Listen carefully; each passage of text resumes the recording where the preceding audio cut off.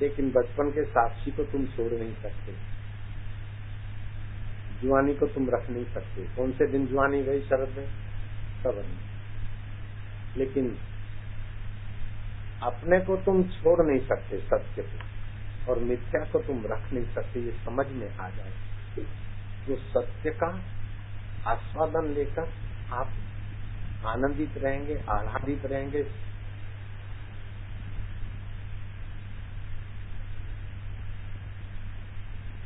और मिथ्या का उपयोग करके आप अपने लिए और दूसरों के लिए सुखद हो जाओगे।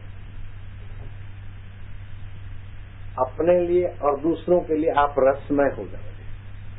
सत्य रस स्वरूप है। भागवत में आता है, रसो वै स वैश्वानरो, वो परमात्मा रस स्वरूप है। जब उसका रस मिलेगा न तो ये संसारी विकार आपको उल्लू नहीं बनाएंगे। संसारी विकारों में भी आप रस लेने के लिए गिरते हैं। अंतर का रस नहीं मिलता तो बीड़ी से रस लेते, पान मसाले से रस लेते। अभी एक पान मसाले बनाने वाला लखनऊ का मेरा भक्त समय था, बरेली आया था, तो मैंने पूछा तुम पान मसाला बनाते हो, उसमें क्या क्या चीज पड़ता है? उसमें सब बताते बताते बोला खास तो है सफेद पाउडर, उसका नाम लिया इसको ये बोलते। मैं क्या वो कैसे बनता है? तो थोड़ा सुकड़ाया, बात को टालने की करी। मैं क्या मेरे को तुम नहीं बताओगे? बोले वो कानपुर से आता है। मैं क्या कानपुर से आता है लेकिन बनता कैसे? बोले कानपुर में चमड़े का उद्योग है ना, तो चमड़ा जो वेस्टेज होता है, कैसे भी जो चमड़ा मिल जाता है जानवरों का, उसमें केमिकल डाल के और कुछ प्रोसेस करके उसी का पाउडर बनता है। भैंस घोड़े गधे के जो भी चमड़े होते हैं, चमड़े के कारखानों से जो मिलता है चमड़ा, उसी में से वो पाउडर बनता है, वो पान मसाले में डालते हैं। और दूसरी भी कैसी कैसी चीजें। तो ये पान मसाला क्यों खाते हैं? रस के लिए। कमला दाल मैं कढ़ी बना के आई, चावल बनाए, सोचती थी कि पूरी करूं कि रोटी करूं, फिर जरा तुम्हारे पास आ गई। अपने घर में रस नहीं आया तो कमला के यहाँ झक मारने को गई। बोलो, अमुक चैनल देखते देखते रस नहीं आया तो चैनल बदलो। रस का ही पुजारी है, क्योंकि वास्तव में उत्पत्ति रस स्वरूप चैतन्य से हुई है। तो दिन रात इंद्रियों के द्वारा बाहर से रस भीतर भरता है, तो मिथ्या में और गिरता है। एक होती है आवश्यकता, दूसरी होती है वासना, तीसरी होती है जिज्ञासा। आवश्यकता की पूर्ति आसानी से होती है, जैसे भूख में रोटी की आवश्यकता है, प्यास में पानी की आवश्यकता है, आंधी तूफान में घर की आवश्यकता है, ठंडी में स्वेटर या कपड़े की आवश्यकता है, गर्मी में ठंडी हवा की आवश्यकता है। ये आवश्यकता प्राकृतिक ढंग से आराम से पूरी होती है। लेकिन इच्छा, एयर कंडीशन की हवा हो, कपड़े ऐसे हो, घर ऐसा हो, वासना इच्छा, जो नई नई इच्छाएं पैदा होती रहती है, आदमी इच्छा में मिथ्या में और उलझ के अशांत हो जाता है। जितना बड़ा आदमी उतना जरा जरा बात में ज्यादा दुखी होगा, ज्यादा डरेगा। सामान्य आदमी जो गर्मी सह लेता है, बड़े आदमी उतनी गर्मी नहीं सह पाते।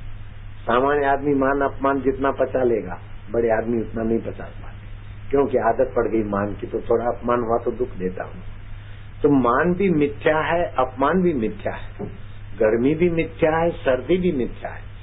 जिसकी घोड़ा गाड़ी भगवान स्वयं चलाए, ऐसे अर्जुन को भगवान कहते हैं आगमो अपाइनो अनित्याश्च ताम तितिक्षस्व भारत शीतोष्ण सुख दुखेशु तथा मान अपमान।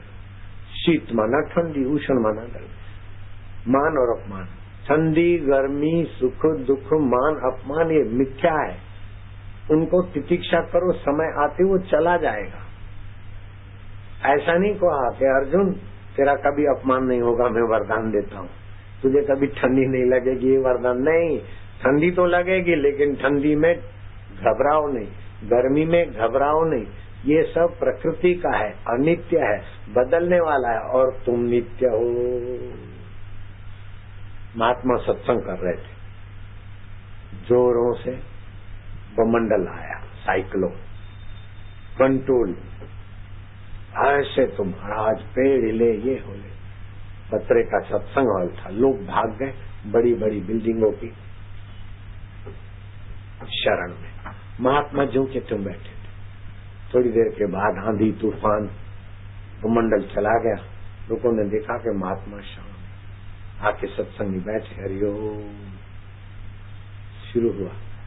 लोगों ने पूछा कि बाबा इतना आंधी आया, इतना तूफान आया, जीव लेवा जान लेवा साइक्लोन आया, हम डर के भाग गए, आप यहीं रहे। महात्मा ने कहा ऐसी बात नहीं, तुम तो बाहर भागे और हम भीतर भागे।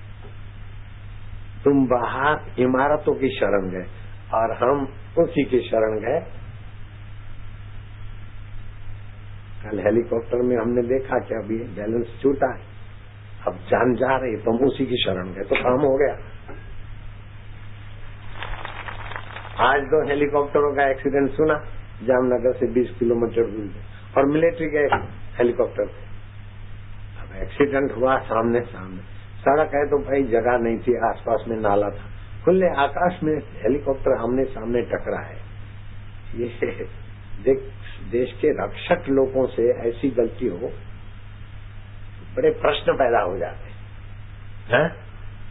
कितना खुला आकाश है, और वहाँ नियम भी है पायलटों के लिए, जाने वाला इस रूट से जाएगा, आने वाला जो भी दक्षिण पश्चिम पूर्व पश्चिम उत्तर दक्षिण, जैसे ट्रैफिक के नियम है ना, तो जाने वाला बाईं ओर से इधर से जाएगा, आने वाला दाईं ओर से आएगा, ऐसे उसमें भी होता है। फिर सामने टकराने का सवाल क्या था? और सड़क में तो भाई छोटी सड़क थी, यहाँ कुछ था, या खड्डा था, वहां तो खुला आकाश है, फिर भी हेलीकॉप्टर टकराए, शर्म की बात है। बड़ा आश्चर्य होता है, कहाँ चली गई बुद्धि? कितना कितना पढ़े लिखे,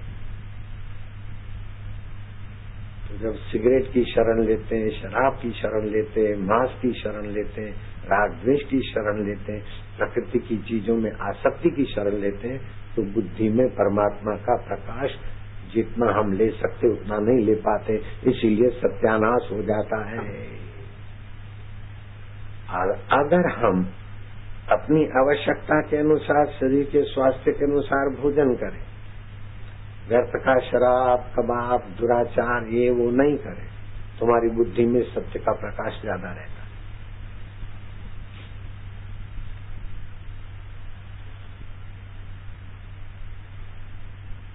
भगवान दास डॉक्टर की अस्पताल अच्छी चलती थी, धनराज पंडित सूरदास थे डॉक्टर। मुझे तुम्हारे घर पर भोजन मिल जाएगा? बोले महाराज जो अभी पूछ लेता हूँ। पत्नी ने कहा अभी स्नान करके रसोड़े में गई हूँ, 1 घंटे में सब तैयार हो जाएगा। महाराज 1 घंटे के बाद आ जाना। बोले अंधा आदमी में सूरदास कहाँ 1 घंटा पढ़ूंगा, तुम्हारे दवाखाने में जगह हो तो जरा बैठ लेता। महाराज बैठो। मरीजों को दवा दारू दिया, फिर टाइम मिला तो धनराज पंडित को डॉक्टर भगवान दास पूछते कि महाराज वो परमात्मा का नाम ओम स्वरूप है, वो अंतर्यामी है, और उसका उच्चारण करके उसमें शांत होने से सामर्थ्य आता है। अरे बोले ओमकार प्रणव सर्व वेदेषु शब्द है पुरुषम ऋषु। महाराज ने तो सत्संग चालू कर दिया। डॉक्टर भगवान दास दंग रह गए कि इतना, कल भी आना कल भी आना। कुछ दिन महाराज आए। डॉक्टर हम ने कहा कि बाबा आपकी आज्ञा हो तो मैं पंडित अम्बा प्रसाद शास्त्री जो विद्वानों में प्रसिद्ध है उनको बुलाऊं और आप ओमकार के विषय में बोलते हो वो लिखते जाए। बोले बुलाओ। अम्बा प्रसाद लिखते जाए और वो सूरदास महाराज धनराज जी बोलते जाए। 100, 200, 500 नहीं, हजारों श्लोक को जब आ गए तो उस भगवान दास को आश्चर्य हुआ, महाराज इतना सारा ओमकार के मंत्र के विषय ये आप कहाँ से लाए? अरे बोले बोधायन गार्गायन ऋषि ने ओमकार मंत्र की शक्तियों को खोजा था, द्वारकायन संहिता थी। बोले अभी उपलब्ध नहीं है, अभी वो मिलती नहीं है, फिर भी कहीं है। यहाँ से उच्चार 22,000 श्लोक बोल दिए द्वारकायन संहिता के, ओमकार मंत्र की महिमा के। और थियोसॉफिकल सोसाइटी वालों ने उसका अनुवाद करा के अपने पास रखा है। ईसाइयों ने थियोसॉफिकल सोसाइटी, नाम जाना होगा, सब तुम जानते हो। तो ओमकार मंत्र के 22,000 श्लोक। अब आपको क्या करना है कि आप एक पक्का करो कि सत्य जो है वो चित्त है, वो आनंद स्वरूप है, शाश्वत है। तो हमारी असली जिगरी जान आत्मा है और शरीर साधन है। जैसे गाड़ी मिली है यात्रा के लिए, ऐसे शरीर मिला है ईश्वर प्राप्ति के लिए। गाड़ी का उपयोग करते, मंजिल आती तो उतर जाते, ऐसे शरीर का उपयोग करना है। समय आएगा तो शरीर से चला जाना है। तो शरीर से चले जाएं और प्रकृति के, अष्टधा प्रकृति के आकर्षण में रहे। और मरने के बाद Ibrahim Lincoln, president of America, मरने के बाद प्रेत होके भटक रहे। राजा मृग मरने के बाद कीट होके भटक रहे। राजा अज मरने के बाद सांप होके भटक रहे। ऐसी दुर्दशा न हो, इसलिए हम परमात्मा के नाम का आश्रय लेंगे। तो भगवान के नाम का आश्रय लिया। तुकाराम जी बोलते, माझा विठ्ठला आता तुम्ही कुठे जाणार आहे, गुरुदेवाने तुमची चोटी दिली आहे। भगवान का नाम, गुरु मंत्र, ये भगवान की चोटी। जब चोटी पकड़ी तो चोटी वाला जहां भी जाएगा आप वहीं चले जाओगे। तुलसीदास जी कहते हैं, नाम जपत मंगल दिशा दशो। भगवान नाम का आश्रय लो और भगवान के स्वभाव को जानो।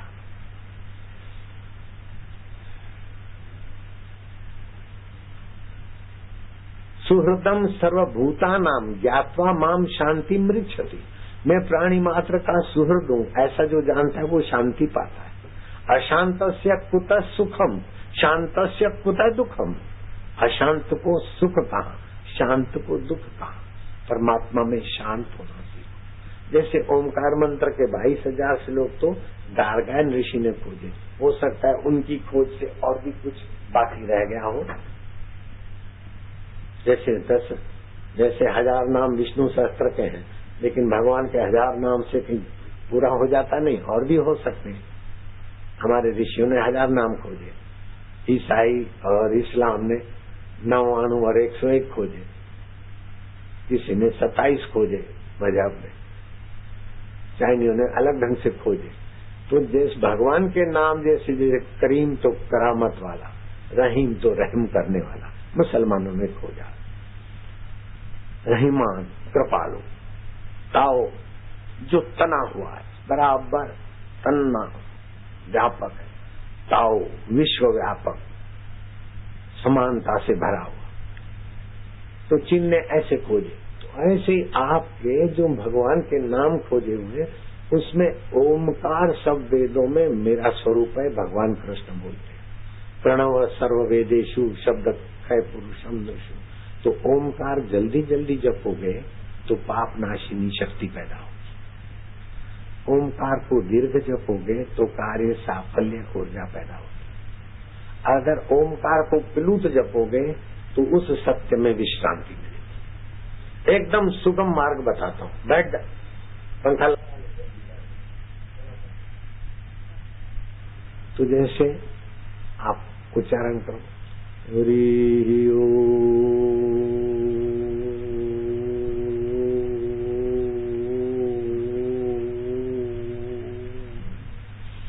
तुम सामने चाहे तुलसी का पौधा हो, तुम्हारी आंख की सिद्ध दिशा में, चाहे भगवान का श्री विग्रह हो, गुरु का श्री विग्रह हो, ओमकार हो अथवा आकाश हो या कोई पेड़ हो, एक तक देखते जाओ और 15-20 मिनट ओमकार का जप करो। नीचे अर्थिंग न मिले ऐसा आसन हो, विद्युत का कुचालक, आपकी तो सत स्वरूप की ऊर्जा जाकर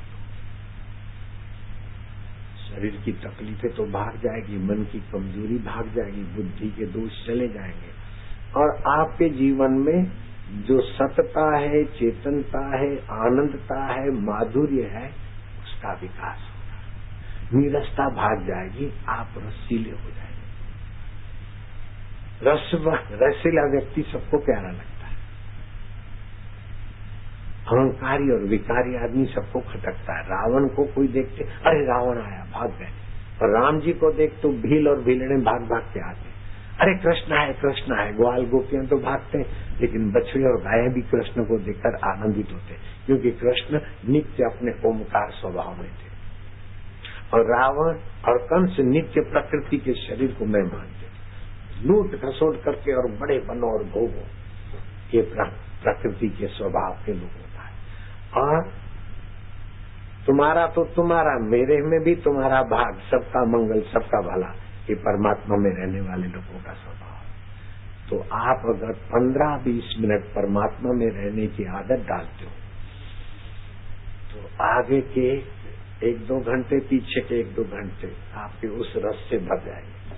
फिर समय बढ़ता जाएगा और बढ़ते बढ़ते 24 घंटा परमात्मा सत्ता में आपकी स्थिति हो जाएगी। शरीर में तो रहोगे, लोगों के बीच तुम मनुष्य जैसे दिखोगे, लेकिन तुम चलते फिरते ब्रह्म हो जाओगे। साचा संतों ने वंदन प्रेम कीरे, ये तो जग मां चालता छे भगवान।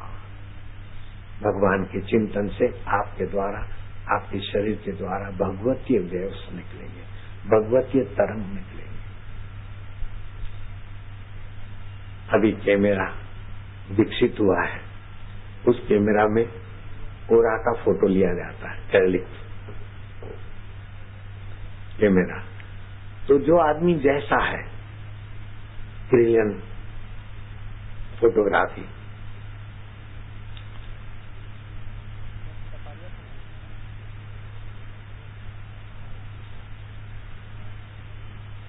तो आपके जैसे विचार होते हैं,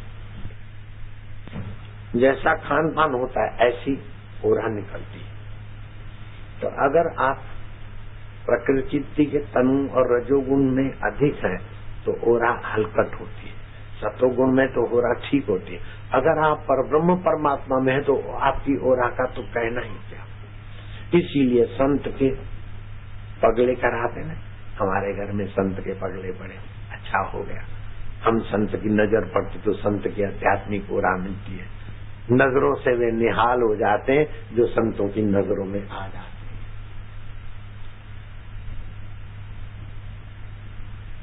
श्री रामचंद्र जी वनवास के समय एक आश्चर्य देखते कि एक आए लक्ष्मण, उग्र व्यवहार करने लगा कि वनवास आपको मिला है, मैं आपके पीछे घसीटा जा रहा हूं, आप अपने रास्ते में अपने रास्ते। जैसे सामान्य भाई लड़ते हैं संपत्ति के लिए, अधिकार के लिए, ऐसे लक्ष्मण की बुद्धि हो गई। राम जी को समझने में देर नहीं पड़ी कि लक्ष्मण 2 भाई लड़के मरे थे, शुम्भ निशुम्भ उसी जगह पे खड़ा है। सुंदर लड़कर मरे थे, वहां खड़ा है, इसलिए इसकी बुद्धि ऐसी। लक्ष्मण चलो जरा नदी में स्नान करो, फिर तुम अपना अधिकार मांगो। नदी में स्नान करते ही लक्ष्मण की वो तामसी आभा हट गई। लक्ष्मण जी प्रायश्चित करते हैं, प्रभु ये मैंने क्या बोल दिया। बोले उसी धरती पे खड़े रहो। तो लक्ष्मण फिर उग्र हो गए, फिर वो जगह से हटकर और जगह पे गए। तो लक्ष्मण शांत हो गए। लक्ष्मण दंग रह गए, प्रभु ये क्या है। बोले सुंदर 2 असुरों ने तपस्या की थी और ब्रह्मा जी से वरदान मांगा था, हम कभी न मरे। तो ब्रह्मा जी ने कहा कभी न मरने का वरदान तो मैं नहीं दे सकता हूँ, लेकिन ऐसे न मरे ऐसे। अच्छा तो हम 2 भाई में प्रेम है, हम 2 भाई एक दूसरे को मारे तो मरे, नहीं तो नहीं मरे, तथास्तु। अब दुष्ट को शक्ति मिलती है तो लोगों को सताता है, और सज्जन को शक्ति मिलती है तो संयम में रहकर लोगों के दुख हरता है। वो दोनों भाइयों ने सुन ने मनमाना आचरण किया, अड़ियल पाने का। लोग त्राहिमाम पुकारे, भगवान के पास फरियाद। भगवान ने कहा ब्रह्मा जी का वरदान दिया हुआ है, ब्रह्मा जी संभाले। ब्रह्मा जी ने तिलोत्तमा नाम की अप्सरा को भेजा और उन अप्सरा ने दोनों भाई के बीच में विग्रह करा दिया। बड़े को बोलती कि मैं तो तुम्हारे को प्यार करती, लेकिन ये छोटा मैं तो तुम्हारी पत्नी होना चाहती हूँ, और छोटा मेरे को अपनी पत्नी बनाता है, उसके लिए तुम्हें माँ के बराबर हो। देखो कैसा दुष्ट है। छोटे को बोलती कि तुम कितने सुंदर, मैं कितना सुंदर, और तुम्हारा बड़ा बूढ़ा मेरे पर नजर डालता है। छोटी भाभी तो पुत्री के बराबर हो। ऐसा बिड़ाया कि अंदर भरते भरते भरते भरते जैसे पटाखे में गंधक भरते भरते जरा सा दिया सलाई दो तो भड़ाक भड़ाक, ऐसे दोनों के अंदर ऐसा उग्र रूप हुआ कि एक दूसरे को मार डाला। उसी जमीन पे तुम खड़े हो, इसलिए तुम मेरे से ऐसा व्यवहार कर रहे थे, ये तुम्हारा अपना नहीं। तो आप जिस घर में ये साधना की जगह बनाओ, हो सके तो गाय के गोबर का कभी कभी धूप कर लो, गोबर के ऊपर थोड़ा गाय के घी की बूंदे डाल दो। अगर 5-7 ग्राम गाय के घी की बूंदे गोचंदन अगरबत्ती हो अथवा गाय गोबर का कंडा हो, तो कमरा बंद कर दो, 1 टन ऊर्जाई प्राणवायु बनता है। 1 टन। शरद भाई को तो मैं ये सलाह दूंगा कि गाय के गोबर के कंडे तो प्राप्त कर लेंगे। स्कूल के खिड़कियां सब बंद करके और उसका धूप कराए, और थोड़ा घी का तो खर्चा होगा, लेकिन बच्चे ऐसे पावरफुल होंगे जैसे हमारे गुरुकुल के बच्चे पावरफुल होते।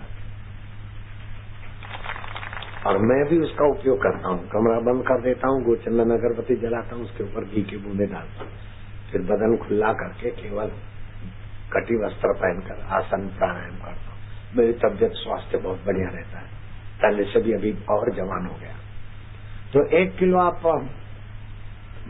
भोजन करते, 2 किलो पानी पीते, लेकिन श्वासोश्वास से 21,600 श्वास लेते हैं, 9,000 और 200 लीटर श्वास लेते छोड़ते हैं, और 10 किलो से ऊर्जा पाते हैं। तो वो ऊर्जाई प्राणवायु तुम्हारे घर में रहे अथवा पूजा के रूम में रहे, और उस साथ में तुम प्राणायाम करके और फिर ओमकार का जप करो 10-15 मिनट, 20 मिनट, जितना अधिक समय मिले, लंबा उच्चारण करके फिर श्वासोश्वास की गिनती करो। थोड़े दिन में सब बदल जाएगा। बड़ी बड़ी पोथियां पढ़ के, बड़े बड़े सर्टिफिकेट लेकर, बड़े विद्वान की उपाधियां ली, फिर भी वो सुख शांति और सामर्थ्य नहीं आता जितना परमात्मा के साथ एक तांता होने से तुम्हारे जीवन में बरकत आती है। स्नातम तेन सर्व तीर्थम, उसने सारे तीर्थों में नहा लिया। दातम तेन सर्व दानम, उसने सब दान दे दिया। कृतम तेन सर्व यज्ञम, उसके द्वारा सारे यज्ञ हो गए। ये न क्षणम मन ब्रह्म विचारे स्थिरम करता, अपने मन को उस ब्रह्म परमात्मा में स्थिर। तो जो पहले था अब भी है, बाद में रहेगा, उसी में अपने को लगाओ। जो पहले नहीं था बाद में नहीं रहेगा, वो बीच वाले का उपयोग करो। एक होता है उपयोग करना, दूसरा होता है उपभोग करना।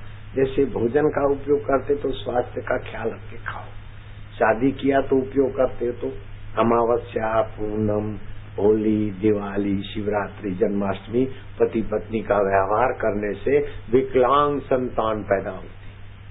अगर संतान पैदा नहीं हुई तब भी शरीर की ऊर्जा विशेष नाश होती और जीवलेवा बीमारी पकड़ती। तो संयम से रहो। शादी विवाह का उपयोग करो दिव्य संतान के लिए, भोजन का उपयोग करो स्वास्थ्य के लिए, मन बुद्धि का उपयोग करो अपने और दूसरे के मंगल के लिए।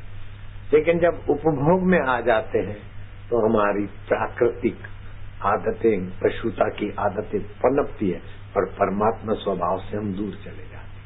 अगर हम परमात्मा स्वभाव के नजीक आ जाए और आदतों को नियंत्रित करते जाए तो हंसते खेलते रमत रमत में प्रभु ना सुख नहीं प्राप्ति है, प्रभु ना आनंद नहीं प्राप्ति है। जो सुबह के सत्संग में नहीं आए थे, शाम को आए हुए हाथ ऊपर करो, बाप रे नए लोग हैं। सुबह मैंने ध्यान कराया था और जिनको खूब आनंद आया वे हाथ ऊपर करो। ये आनंद काय का था? भजिया जलेबी का था भाजी पाव का था, दुन्नी का नहीं, वो सत्य का आनंद था, चेतन का आनंद था, माधुर्य का आनंद था, जो तुम्हें कभी छोड़ता नहीं, उसी का नाम सत्य है। उसके करीब होते जाओ और मिथ्या का उपयोग करते जाओ, बस उपभोग न करो।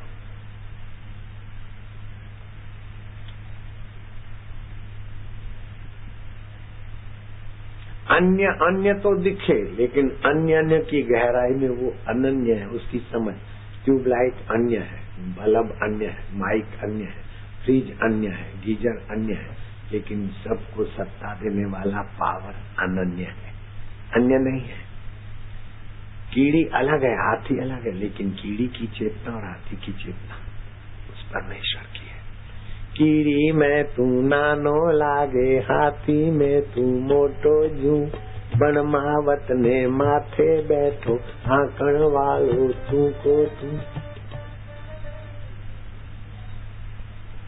ऐसो खेल रचो मेरे दाता, जान देखूं हाँ तू को तू। ले झोड़ी ने मागण लाग्यो, देवा वालो दाता तू। कर चोरी ने भागण लागो, पकड़ने वालो तू को तू। ऐसो खेल रचो मेरे दाता, जहाँ देखूं तू को तू। जल में मछली होकर तेरी चेतना दिख रही, कछुआ होकर तू और मगर होकर यूं मुंह फाड़ने वाली भी सत्ता तेरी, गधे में रेंकने की सत्ता तेरी, और कुत्ते में भौंकने की सत्ता तेरी, हाथी में चिखाड़ने की सत्ता तेरी, और बिलार में म्याऊं म्याऊं करने की सत्ता तेरी, और चूहे में चूचू करने की सत्ता तेरी, कौए में पां और भैंस में डोबा में पां। आ બધા સાધનો જુદા, તેથી તારો કરંટ જુદી રીતે દેખાય, પણ એ સત્તા તારી છે। सर्वव्यापक भगवान की स्मृति, सर्वव्यापक भगवान की स्मृति से आपकी विषमता दूर हो जाएगी। सांप तो दिखा, लेकिन सत्ता में नजर डाली तो सांप के प्रति प्रेम की नजर पड़ी, सांप आपको काटेगा नहीं, आपको भी सांप प्रेम से देख पाएगा, क्योंकि प्यास तो सबको है सुखी।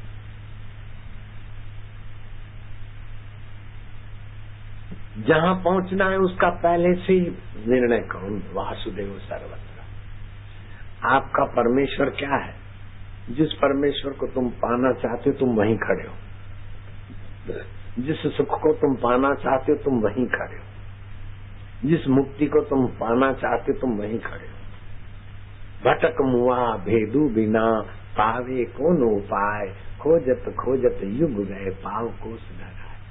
एक तो ये 10, 15, 20 मिनट की साधना शुरू करो।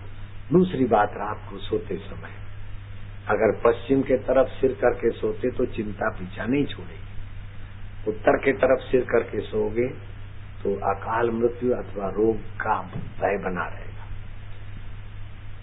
दक्षिण के तरफ सिर करके सोओगे तो धन धान्य में बरकत रहेगी। पूर्व के तरफ सिर करके सोओगे तो ज्ञान में, प्रसन्नता में वृद्धि होगी। तो पूर्व या तो दक्षिण की तरफ सिर आना हो। दिन भर में जो अच्छे काम किए वो ईश्वर को अर्पण कर, गलती हो गई तो क्षमा याचना।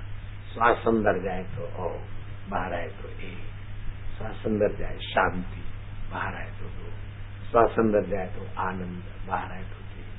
ओम शांति, ओम आनंद, ओम आनंद। ऐसे करते करते उसमें विश्रांति पाए। रात की नींद आपकी भक्ति में बदल जाएगी, और सुबह जब उठो तो पंचभूत मन बुद्धि अहंकार, इन 8 से मैं परे परमात्मा में था। रात को सो तो मैं इन 5 भौतिक शरीर, मन बुद्धि इंद्रियों से परे। अब 5-6 घंटा कई आपातापी नहीं, कहीं कोई काम करવાનું નથી। 6 કલાક સુધી ઊંઘું છું એટલે પૂરું થઈ ગયું। पंच भौतिक शरीर, मन बुद्धि अहंकार प्रकृति में सो गया। हूँ तो जीवात्मा परमात्मा है निराहार। सुबह उठो तो मैं परमात्मा से उठा, हम में आया, फिर बुद्धि में आया, फिर मन में आया, फिर इंद्रियों में आया, जगत दिखता है। रोज ऐसी लीला होती है। तो जहां से तुम रोज नींद करके उठते हो उसकी स्मृति। परमात्मा का नाम है गोविंद। गो माना इंद्रियां, इंद्रियां जिसकी सत्ता से विचरण करती है। दूसरा नाम है गोपाल, थक कर इंद्रियां जिसमें पालित होती है, उसका नाम गोपाल। राधा उल्टा दो तो धारा, ख्यालों की चेतना की धारा जहां से उत्पन्न होती है वह राधा रमण हरि गोविंद बोलो, गोविंद बोलो हरि गोपाल बोलो, राधा रमण हरि गोविंद बोलो। सुबह नींद में से उठो तो हे प्रभु आनंद दाता, ज्ञान हमको दीजिए, सतचित आनंद ज्ञान अपना आपा हमें दीजिए, शीघ्र सारे दुर्गुणों से दूर हमको कीजिए, निंदा किसी की हम किसी से भूल कर भी ना करें, जैसा भी भाव आए आज आप नहीं रहूंगा, ऐसा करके बिस्तर छोड़। मंत्र दीक्षा लेते समय हम थल बस्ती सिखाते हैं। 132 प्रकार की बीमारी में से कोई भी बीमारी हो तो भाग जाए 2-4 दिन में, और दूसरे को हो तो उनको सिखाओ तो उनकी बीमारी भाग जाए। मंत्र दीक्षा के समय थल बस्ती सिखाते, और मंत्र दीक्षा के समय एक आशीर्वाद मंत्र देते जिससे हार्ट अटैक कभी न हो, हाई बीपी कभी न हो, लो बीपी कभी न हो, है तो भाग जाए। पति पत्नी के झगड़े हैं तो 10 माला जप करो आशीर्वाद मंत्र की, थोड़े दिनों में 10 माला करो तो पति पत्नी के झगड़े शांत हो जाए। अगर कमड़ा આપણે કમળો કહીએ, પછી કમળી આવે રાત બહુ બધા નફટ કામડી, કમળો થયો હોય કે કમળી થઈ હોય, पीलिया हुआ हो, महाराष्ट्र में कावीर बोलते हैं, अंग्रेजी में जॉन्डस बोलते हैं, लीवर खराब हो गई, विलास राय देशमुख बेचारे उसी में मर गए, लेकिन ये मंत्र है 2 दिन में लीवर ठीक हो जाएगा। 26 लाख नहीं 26 पैसा भी खर्चा नहीं करना पड़ा। तो जिनको मंत्र मिला है और कई लाभ हुए हैं, आध्यात्मिक लाभ तो होते हैं 33 प्रकार के, लेकिन लौकिक लाभों की लंबी कतार है। जिन्होंने सुबह देखा न 5 साल का लड़का कार चला के अपने भाई की जान बचाता है, ऐसे तो कई चमत्कार होते रहते। तो 33 प्रकार के आध्यात्मिक लाभ और दूसरे कई लाभ जिसने पाए हैं मंत्र दीक्षा से लाभ हुए तो हाथ ऊपर करो, हजारों हाथ। ठीक, जिन्होंने मंत्र दीक्षा नहीं लिया है वे ध्यान से सुनना। भगवान श्री शंकर ने पार्वती को वामदेव गुरु से दीक्षा दिलाई थी, और भगवान राम सीता जी को संतों के चरणों में ले जाते। कलकत्ते की काली माता प्रकट होकर गदाधर पुजारी को बोलती कि तोतापुरी गुरु से दीक्षा ले ले, और तोतापुरी गुरु ने दीक्षा दी तो जो राम का आत्मा है, जो कृष्ण का आत्मा है, वही मेरा आत्मा है, ये अनुभव हुआ। तो रामकृष्ण परमहंस नाम पड़ा गदाधर पुजारी का। और महाराष्ट्र के नामदेव संत को जब संतों ने कहा तू कच्चा घड़ा है, विट्ठल विट्ठल विट्ठल को बुलाया, विट्ठल प्रकट हुए, विट्ठल ने कहा तुम कच्चा घड़ा है, तो बोले आप ही पक्का करो। बोले ये काम गुरु का है, शिवोबा खेचर से तू दीक्षा ले। शिवोबा खेचर ने जब सत्संग दिया तभी नामदेव को पूर्णता मिली। तो जिनको दीक्षा नहीं मिली है, दीक्षा लेना चाहते हैं, तो बच्चों को हम सारस्वती मंत्र देते, बुद्धिमान बनते, होनहार होते हैं, और दूसरे लोगों को गुरु मंत्र देते हैं। उनके जीवन में थोड़े ही दिनों में गुरु तत्व जागृत हो जाता है। तो जिनको फायदे हुए हैं वो तो हाथ ऊपर हुए। जिनको दीक्षा लेने की इच्छा है वे हाथ ऊपर करो, तो उभा थई जाओ, तो खड़े हो जाओ, दीक्षा लेने की इच्छा है तो। बाप रे, तो बहुत लोग हैं। ठीक, जो दीक्षा के इच्छुक है वो सुबह 5:45 बजे आ सकते हैं, तो हाथ ऊपर करो। सुबह 5:45 बजे आ सकते हैं तो 6 से 5:45 6 से दीक्षा चालू हो जाएगी। ठीक है।